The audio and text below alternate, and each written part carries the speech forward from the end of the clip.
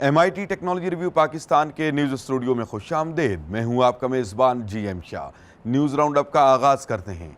Bulletin के आगाज़ में आपको बताते हैं कि पंजाब इंफॉर्मेशन टेक्नोलॉजी बोर्ड के चेयरमैन डॉक्टर उमर सैफ का कहना है कि पंजाब भर में रोज़गार सेंटर से नौजवान इंटरनेट से 4 करोड़ रुपए से ज़ायद की रकम कमा चुके हैं। ये बात उन्होंने सरगोधा यूनिवर्सिटी में कायम रोज़गार सेंटर के तलबा से खिताब के दौरान की।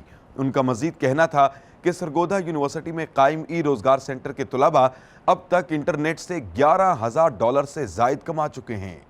और अब आपको बताते हैं कि मारूफ इलेक्ट्रॉनिक्स अशिया तैयार करने वाली कंपनी HP बहुत जल्द जदीद हेडफोन्स मुतारिफ करवाएगी। इसकी सबसे ख़ास बात इसमें इस्तेमाल की गई जदीद टेक्नोलॉजी है, जिसकी बदौलत ये उसके इस्तेमाल करने वाले के कानों को ठंडा रखेगी और इसी की वजह से इन्हें बगैर किसी दिक्कत के देर तक इस्तेमाल किया जा सकेगा। इसको ओमेन के नाम से मंसूब किया गया है और इसे माह अक्टूबर में मुतारिफ करवा दिया जाएगा। और अब बुलेटिन के आखिर में आपको बताते हैं कि अब ड्रोन्स आपके लिए कॉफ़ी तैयार करेंगे। इस हवाले से मारूफ अमरीकी कंपनी IBM ड्रोन्स पर मबनी एक जदीद सिस्टम तैयार कर रही है।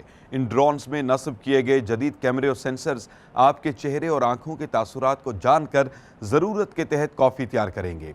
माहिरीन का कहना है कि इन ड्रोन्स को ऑफिसेज और कैफ़े में आसानी से इस्तेमाल किया जा सकेगा। फ़िलहाल ये सिस्टम अपनी तैयारी के इब्तदाई मराहिल में है। इसके साथ ही MIT टेक्नोलॉजी रिव्यू पाकिस्तान के न्यूज़ स्टूडियो से अपने मेज़बान GM शाह को इजाज़त दीजिए। अल्लाह निगहबान।